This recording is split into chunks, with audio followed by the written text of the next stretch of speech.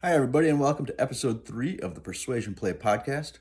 My name is Jeffrey Thomas from goldmine.marketing, where I write about, blog about, tweet about, post about, podcast about persuasion, motivation, influence, and mindset, and how you can influence your brain and the brains around you towards better outcomes.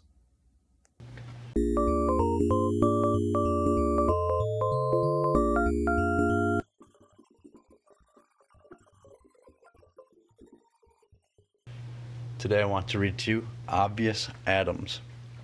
Obvious Atoms was written by Robert Updegraff and released in 1916. It is a short book about business and the importance of doing the obvious rather than trying to be clever. I hope you enjoy. Obvious Atoms. A lone man sat at a table by a window in the Dickens Room of the Tip Top Inn, Chicago. He had finished his dinner and was apparently waiting for his black coffee to be served. Two men entered and were shown to a table nearby. Presently, one of them glanced at the man by the window. "See that man over there?" he whispered to his companion. "Yes," said the latter, looking disinterestedly in the direction indicated.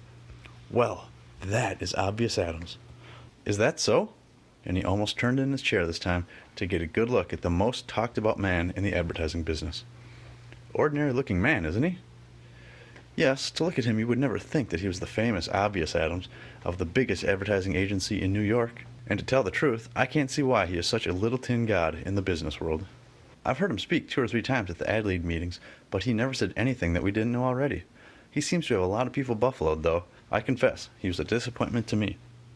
It is funny, but that is the way most outsiders talk about Adams. And yet this same Adams has been an important factor in the success of more well-known businesses than perhaps any other one man.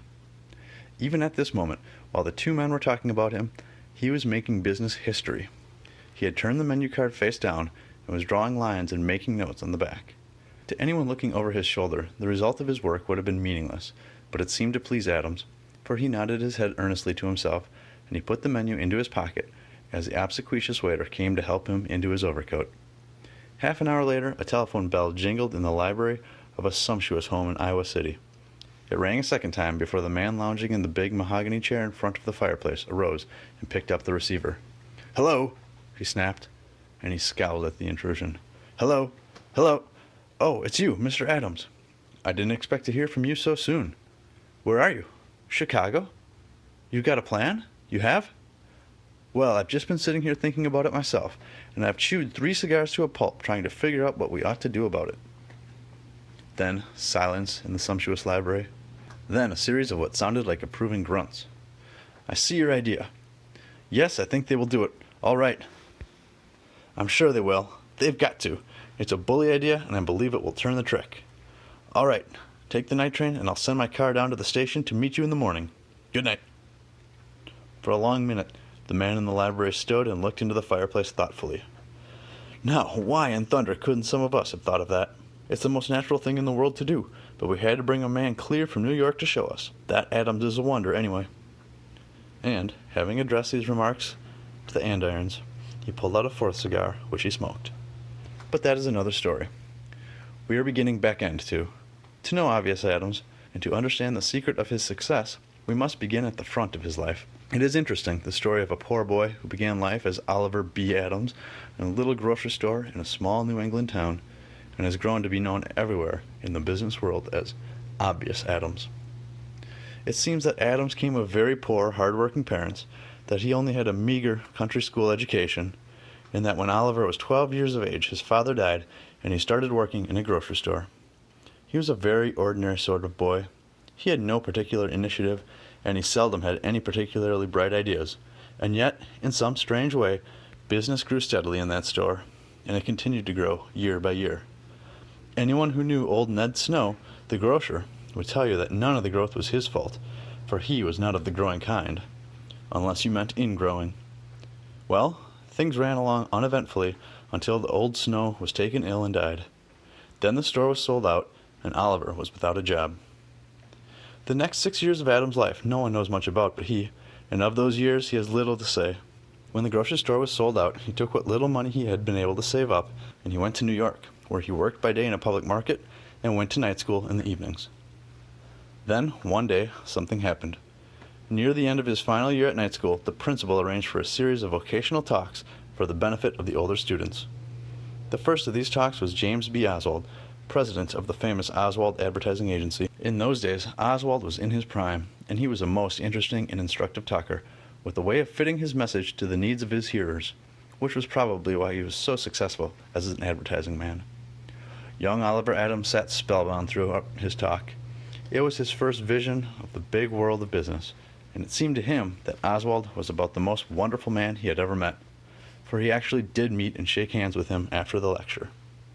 On the way home, he thought over what Mr. Oswald had told him of the advertising business. As he prepared for bed in his little third-floor rear, he thought over the man Oswald, and decided that he must be a fine man. As he pulled the blanket up over him and nestled down into the pillows, he decided that he would like to work in the advertising business.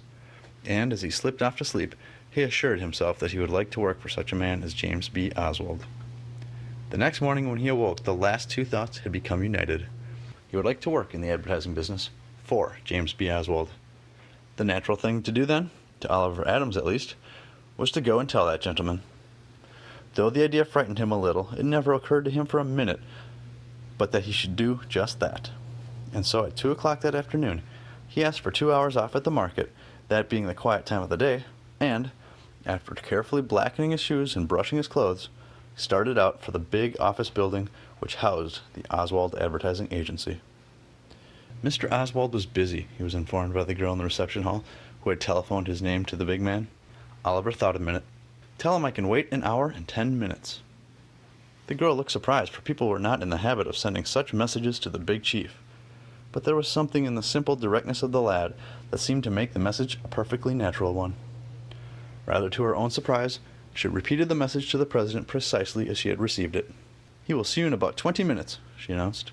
Of the interview itself, James Oswald used to delight to tell. In walked young Adams, as serious as a deacon. I didn't recognize him as one of the young men I had met the night before, until he introduced himself and mentioned our meeting.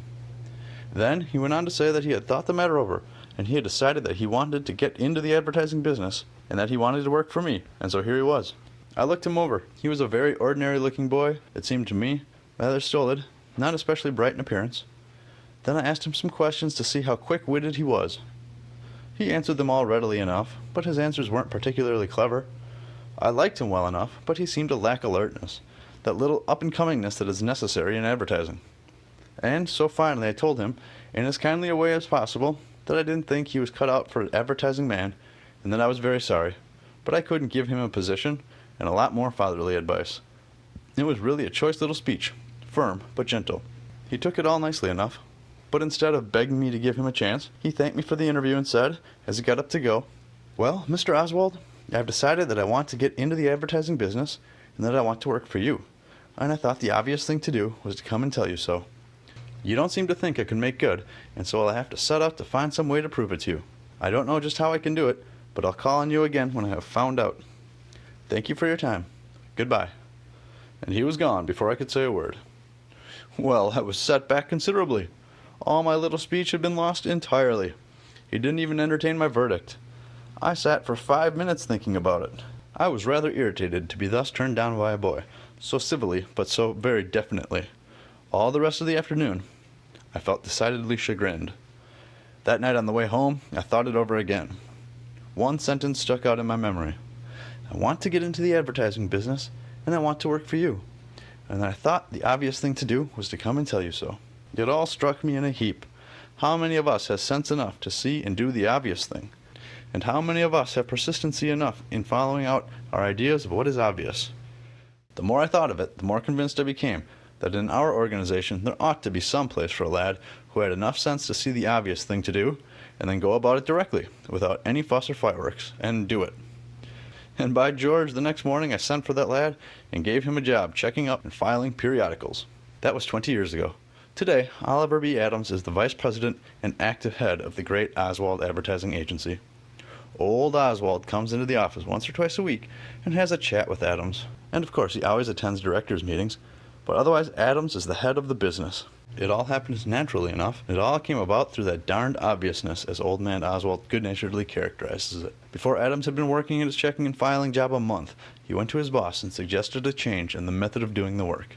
His boss heard him through, and then asked him what was to be gained. Adams told him that it would save about a quarter of the time in handling, and errors would be almost impossible.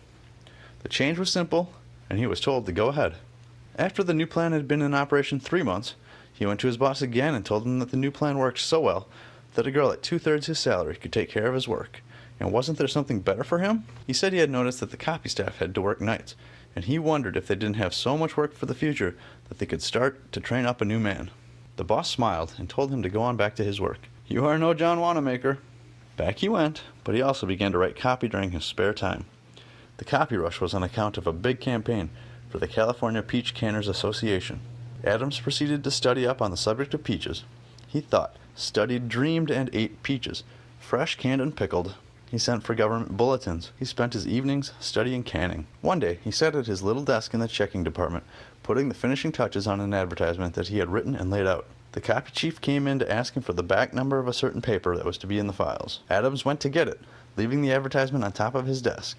The copy chief's eye fell on it as he stood waiting. 6 minutes from orchard to can was the heading. Then there were layouts for the pictures illustrating the 6 operations necessary in canning the peaches, each with a little heading and a brief description of the process. California sun-ripened peaches, picked ripe from the trees, sorted by girls in clean white uniforms, peeled and packed into the cans by sanitary machines, cooked by clean live steam, sealed airtight, sent to your grocer for you at 30 cents the can.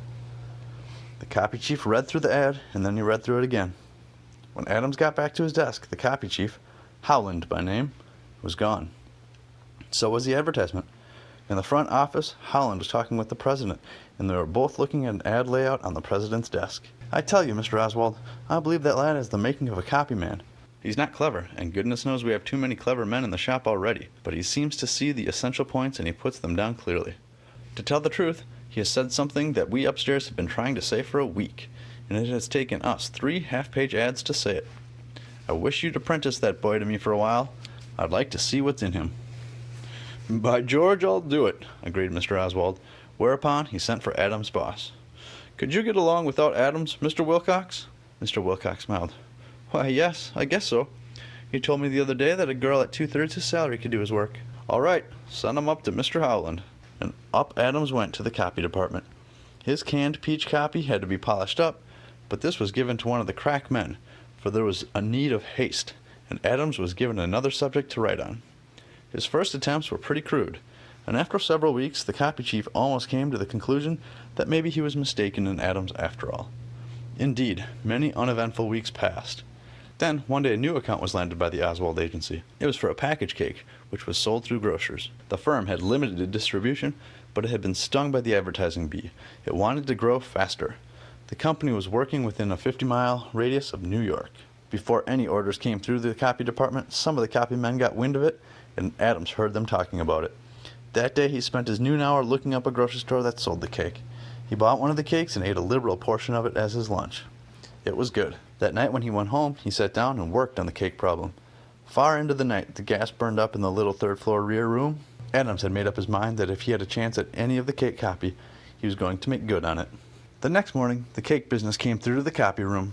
To Adams' great disappointment, it was given to one of the older men. He thought the matter over all morning, and by noon he had decided that he was a chump for ever thinking they would trust such a copy to a kid like himself. But he decided to keep working on that cake account during his spare time, just as though it were his account. 3 weeks later, the campaign opened up. When Adams saw the proof of the first cake copy, his heart sank. What copy! It fairly made one's mouth water. Preston was famous for food product copy, but he had outdone himself on this cake. Adams felt completely discouraged. Never would he be able to write such copy, not in a million years. Why, that copy was literature. It took mere cake at 15 cents the loaf and made it fit food for angels. The campaign was mapped out carefully for 6 months, and Adams carefully watched each advertisement, mentally resolving that he was going to school that man Preston in the matter of copy. 4 months later, in spite of the wonderful copy running in the newspapers, both city and suburban, there were mutterings of dissatisfaction coming from the Golden Brown Cake Company. They liked the advertising. They agreed that it was the best cake advertising that had ever been done. It was increasing the business somewhat, but sales were not picking up as they had anticipated. At the end of another month, they were more disappointed than ever, and finally, at the expiration of 6 months, they announced that they would discontinue advertising. It was not so profitable as they had hoped. Adams felt as keenly disappointed as though he had been Mr. Oswald himself. He had become very much interested in that cake business. On the night he heard of the decision of the Golden Brown Cake Company to stop advertising, he went home downcast. That evening he sat in his room thinking about Golden Brown Cake. After a while, he went to a drawer and took out a big envelope containing the ads he had written for the cake months before. He read them over. They sounded very homely after reading Preston's copy. Then he looked over some streetcar cards he had laid out for his imaginary cake campaign. After that, he assembled a new carton he had drawn out and colored with watercolors. He sat and looked at these things and thought and thought and thought. Then he fell to work revising his work of months before, polishing it up and making little changes here and there. As he worked, his ideas began to develop. It was nearly 3 o'clock when he finally turned out his light and went to bed. The next morning, he went to the office with his mind firmly made up as to what he should do. At 10 o'clock, he had telephoned the front office and asked if he might come down to see Mr. Oswald. He was told to come ahead. At 11 o'clock, Mr. Oswald looked up from the last piece of copy for Adams' cake campaign and smiled. "Adams," he said, "I believe you have hit it. We have been doing wonderful cake advertising, but we have overlooked the very things you have pointed out in your plan. We have done too much advertising and not enough selling. I believe that with this plan I can go down and get that crowd back into the fold." At 3 o'clock, Adams was summoned to the president's office. "Mr. Adams," said Mr. Oswald as he sat down, "the Golden Brown Cake Company is back with us, and with us strong. They say the plan looks good to them, so we are off for another campaign. Now I want you to take this material up to Mr. Holland and go over it with him. I have told him about it, and he is just as pleased as I to think you have done it. I have told him to go over the copy with you. It is good copy, very good, but it is rough in spots, as you doubtlessly realize, and Mr. Holland can help you polish it up. Don't let this give you a swelled head, though, young man. It takes more than one battle to make a campaign." Adams was treading on air when he left the president's office, but after he had talked with the copy chief for an hour, he was back on earth again, for he saw that there was much to be done before the copy would be fit to print. However, his main ideas were to be followed out. They all agreed with him in his contention that people ought to taste the cake, and that to supply grocers with sample slices wrapped in oiled paper fresh every day for 3 weeks to give their customers was a good idea. That his idea of showing the cake in natural colors on the streetcar cards where it would, as he expressed, make people's mouths water was a good move. That giving up their old green package in favor of a tempting cake brown carton with rich dark brown lettering would make for a better display and appeal to the eye and the appetite. Some of these things Adam had learned back in the little New England grocery store, and they seemed to him perfectly natural things to do. They seemed so to Mr. Oswald and Mr. Holland and all the rest when they heard the plan, and every one of them wondered why they had not thought of them. Before the first week of the sample campaign was up, the sales had begun to show a substantial increase, and at the end of the month, Golden Brown Cake Company reported an increase of nearly 30% in their business in what was ordinarily the dullest month of the year. And that marked the beginning of one of the most successful local campaigns the Oswald Agency ever conducted. Yes, the copy was simple, almost homely in fact, but it had the flavor of the old New England kitchen on a baking day, and it told of the clean, sunny bakery where the Golden Brown cakes were baked. In fact, it told it all so simply that it is entirely probable that it would have been turned down flat had not the previous campaign failed. Several months later, there was a very important conference in the front office of the Oswald Advertising Agency.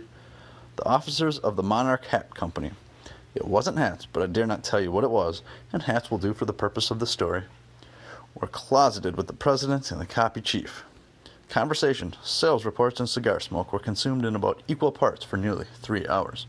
It seemed that the Monarch Hat Company had 2 retail stores in a large southern city, that one of these stores was paying, though the other ran behind steadily. They did not want to abandon either store, for the city was large enough to support 2 stores, but they could not afford to go on losing. Already they had sunk hundreds of dollars into a special advertising campaign, which made the prospering store prosper even more, but did not pull the unprofitable store out of the loss column. Something had to be done, and done quickly. The conference had lasted until nearly lunchtime, but nothing had come of it. Every plan that was suggested had either been tried or was impracticable.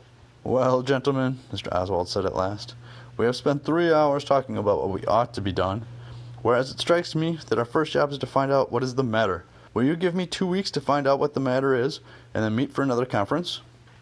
They were all hungry, all talked out. Yes, they would agree. "What's your idea?" asked the copy chief after the crowd had left. Mr. Oswald looked at him quite seriously. Howland, I'm going to gamble. If I could spare the time, I'd go down there myself and investigate, but I can't. The Monarch people need never know about it, but we are going to send a boy down to that burg to see if he can find out what's the matter. You don't mean... Yes, we are going to send young Adams. I have a sneaking suspicion that there is something obviously wrong in that situation, something that has nothing to do with sales reports or turnover, and if there is, by cracky, I'll gamble that plain, everyday young man will ferret it out. Obvious seems to be his middle name. Maybe I'm a fool, but I'm going to try it. Adams, said the president as the young man stood before him, the Monarch Hat Company has 2 stores in, one of them is paying and the other is not. I want you to go down there and find out, without asking, mind you, which of the stores is not paying, and then I want you to find out why. Get some expense money from the cashier and leave in the morning. Come back when you feel reasonably sure that you know the answer. Adams went. He went directly to a hotel when he struck town, registered, and left his grip. Then he looked up the address of the 2 Monarch stores. 20 minutes later he had found one store, located on the corner of 2 prominent streets, with a prominent entrance and display windows on both streets. The other store he found 3/4 of an hour later, right on Market Street, the main retail store street of the city, also located on the corner. But Adams was surprised when he found that store to discover that he had passed it 3 times while he was looking for it. He stood on the opposite corner and looked at the store. It had only a very narrow front on Market Street, but a very large display window on the intersecting side street. He stood thinking. It struck him that the store was too hard to find. What if they did do heavy advertising? He knew of the Monarch campaign in that city. The other store would reap the benefits because it was so prominently located, even though right out on Market Street. Yes, he felt sure this was the unprofitable store. As he stood watching the store, he began to notice that more people went up on that side of the street, which meant that as they approached the store with their eyes focusing ahead, watching for the crossing policeman signaled to cross, and as they did cross the intersecting street, their backs were turned to the big side window. And even those who came down on that side of the street did not get a good view of the window because they were on the outside of the sidewalk, with a stream of people between them and the store. He counted the people for periods of 5 minutes and found that nearly 50% or more were going up on that side of the street than were going down. Then he counted the passers on the other side and found that nearly 50% more were going down on that side. Clearly, that store was paying almost twice as much rent for the side display window as it should, and Market Street rent must be enormous. People didn't see the store. People couldn't find that store easily. That night he thought, figured, and drew diagrams in his hotel room. His theory seemed to hold water. He felt sure that he was right. The next night, after having studied the situation another day, and obtained some rent and sales figures from the store manager, he took a sleeper back to New York. A few months later, as soon as the lease expired, that store moved. Adams had solved a riddle. It was really quite simple when you knew the answer. It's that everlasting obviousness in Adams that I banked on. He doesn't get carried away from the facts. He just looks at them squarely in the face and then proceeds to analyze, and that is half the battle. Thus spoke Mr. Oswald to the copy chief. That was the beginning of a series of incidents that sent Adams right to the front of the Oswald agency and led eventually to his owning an interest. There was nothing spectacular about any of them. They were simply horse sense analysis of situations, and then more horse sense in the working out of a plan. Came a letter from a manufacturer of, let's say, bond papers. It really was not bond papers, but I must not tell you what it was, and bond papers will do very nicely for the purpose of this story. Well, came this letter saying that they were interested in advertising, and they wondered if some man from the Oswald agency wouldn't come out to their mill and talk it over with them. As it happened, the day the letter came, Mr. Oswald was sailing for Europe at 11 o'clock. The letter came in the morning mail, and Adams just happened to be in the president's office when he picked it out of the basket on his desk. "How'd you like to go out and talk to these people, Adams?" asked Mr. Oswald with a quizzical smile, handing him the letter. He liked to try out new combinations of men and jobs. "Oh, I'd like to," said Adams, his face lighting up with pleasure at the thought of such a mission. "Then go, and good luck to you," said the chief, as he turned and plunged into the last-minute details of departure. Adams went the next morning. The paper mill president asked if he had thought bond paper could be advertised successfully. Adams replied that he couldn't tell until he knew more about the mill and the product. He had to have the facts. He was given a guide, and for the next 2 days he fairly wallowed in paper. He found that this mill's paper was made of selected white rags, that the purest filtered water was used in the making, that it was dried in a clean loft, and most surprising of all, it was gone over sheet by sheet and inspected by hand. These things weren't known in those days, and Adams saw great possibilities for advertising. The third day he spent in his hotel room, lying out some of the tentative advertisements. These he took with him late into the afternoon, and went to call on the president. The president looked them over and grunted. Plainly, he was disappointed. Adams' heart sank. He was going to fail on his first selling trip, but not without a fight. The president rocked back and forth in his chair for a few minutes. "Young man," he said finally, "every good bond paper is made of carefully selected rags," quoting from the advertisement in his hand. "Every good bond paper is made with pure filtered water. Every good bond paper is loft dried. All good papers are hand inspected." I didn't need to get an advertising man from New York to tell me that. What I wanted was some original ideas. Everyone knows these things about bond paper. "Why, is that so?" said Adams. "I never knew that. Our agency controls the purchase of many thousands of dollars worth of bond papers every year. Yet I venture to say that not a single man in our organization knows much about the paper making, excepting that a good paper is made of rags.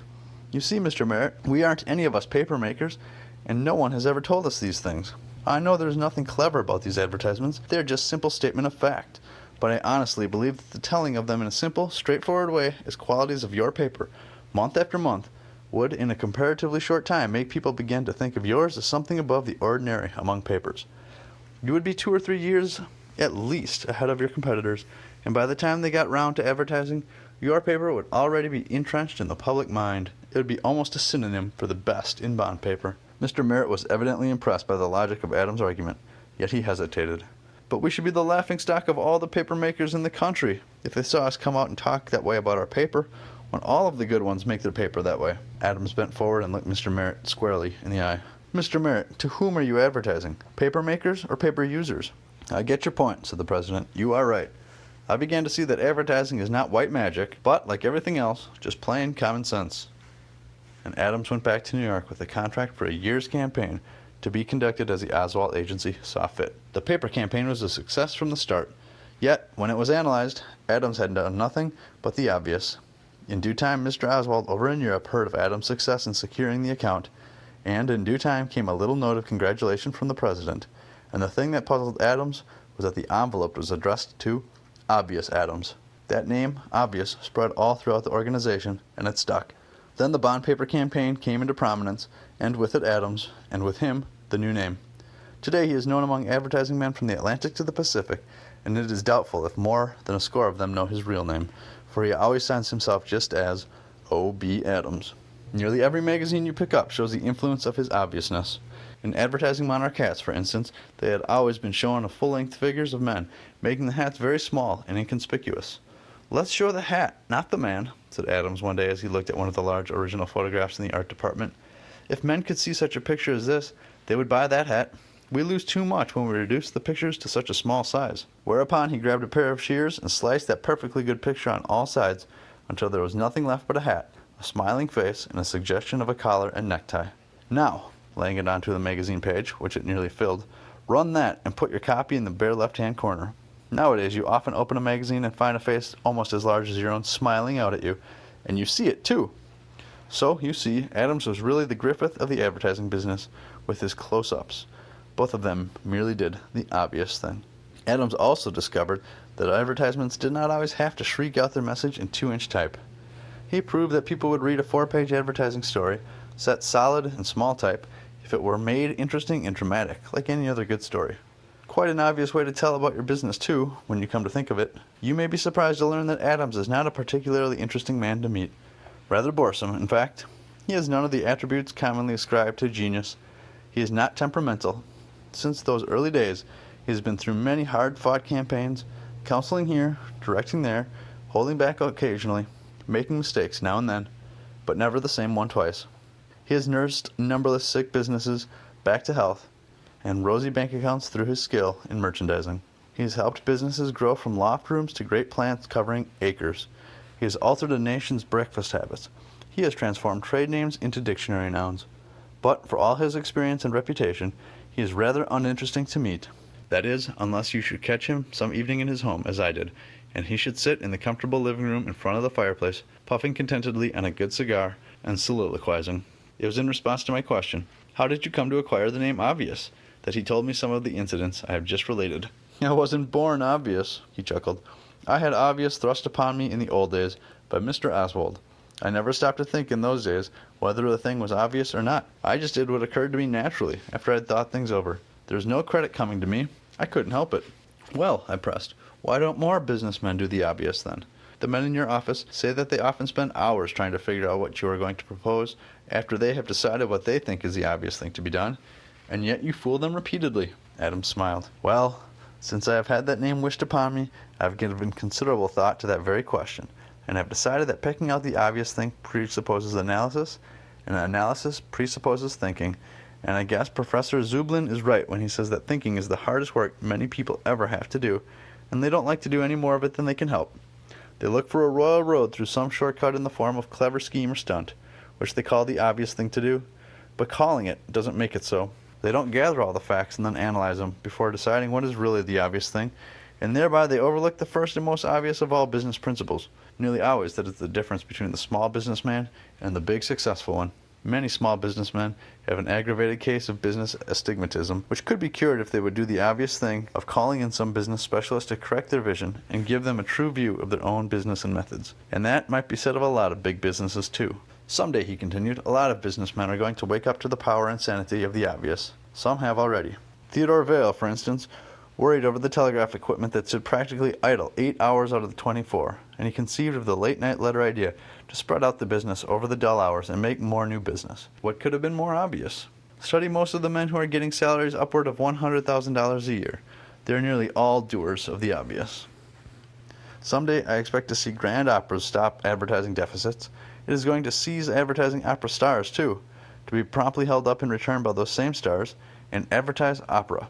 It is going to do the obvious and advertise to the people who do not now go to opera. Then the balconies will be full and opera will pay for itself, as it should. Opera is going to come to realize that it has a legitimate merchandising problem, like hotels or books or steamship lines, and that it will respond to legitimate merchandising methods. Why, I even look to see the time when our municipalities will wake up to the fact that they are overlooking the obvious when they allow their great libraries, upon which we spend hundreds of thousands of dollars each year, to run along, year in and year out, only half fulfilling their mission, when a paltry 2 or 3% of the total appropriation spent in a sane newspaper advertising to sell the library idea, the library habit, if you please, to the people would double the usefulness of our libraries to their communities. What a wonderful thing to advertise, a library, or a great art museum. The day will come, too, I think, when our railroads will get over their secrecy about fares. They will get hundreds of thousands of dollars from people who not travel now, but who would if they realize how little it costs to travel comparatively short distances. They will publish the prices of their tickets from the city to city in their timetables. Not between all stations, to be sure, but between the larger places. Now, instead, they put their fingers to their lips and say in a whisper such things as, "Shh, we charge an extra fare on this train, but we are not going to tell you how much it is, and you'll never guess." Shh. Why, I knew a man who lived in New York for 5 years, and all that time he wanted to go to Philadelphia to see the city, but he never did, because he thought it cost much more than it does. He lacked the imagination to ask, but asking should not be necessary. Someday the railroads are going to do the obvious and advertise to that man, and there are hundreds of thousands of him. At this point, Mr. Adams looked at the clock. Then he excused himself a while he called up his garage and ordered his car. He was leaving on the night train for Chicago to tackle a difficult situation that had developed in the business of a large client, a big breakfast cereal manufacturer out west. They had sent for the great Adams, medicine man of business. He would be able to prescribe the remedy. As we rode into the city in the luxurious limousine, he sat deep in thought. And I sat and thought too. What was the secret of this man's success? I asked myself, and then I recalled a little boy's composition on the mountains of Holland. He wrote, "The mountains of Holland. There are no mountains in Holland." That is the answer, I decided. There is no secret. It is obvious. The end. Hey, thanks for joining me for episode 3 of the Persuasion Play podcast. My name is Jeffrey Thomas from goldmine.marketing. For more information on persuasion, motivation, and influence, and how you can influence your brains and the brains around you towards better outcomes, check out all the resources at goldmine.marketing.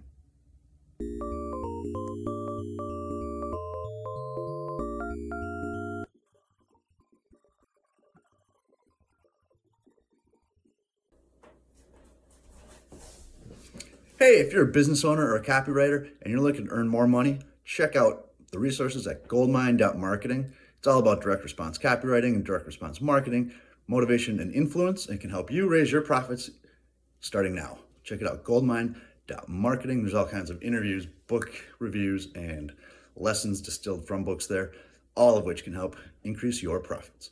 Don't forget to like and subscribe to this video and check out the playlist for additional interviews. goldmine.marketing. Thanks again. My name is Jeffrey. See you next time.